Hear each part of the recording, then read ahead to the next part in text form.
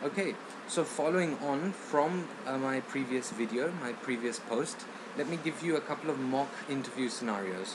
So one, let's say I'm the interviewer and I ask the candidate, how would you handle an angry customer? And I, now being the candidate, say, I don't know. Now that's number one. You probably know what the answer is going to be to that.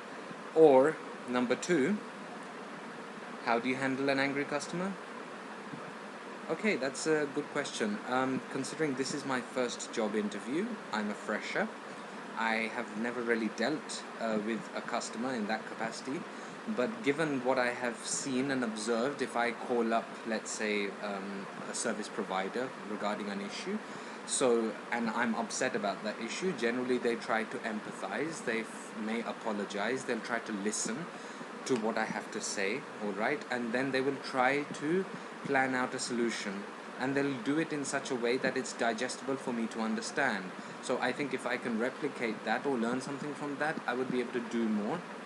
Also, sir or madam, I'm sure you would be offering training, and I have a lot of scope to learn here, and I would be able to do the needful.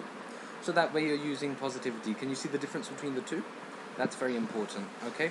So even if you don't have experience specifically in an area or regarding the question that is being asked, it doesn't mean that you have to say, I don't know. You can still say, okay, given what I know or what I've observed or maybe what I've watched on TV, but always back it up with some reasoning. Don't just say something. They may say, okay, that's not strictly the correct answer, because we're not always looking for the correct answer. It's about not what you say all the time, but how you say it. Okay, that's very important.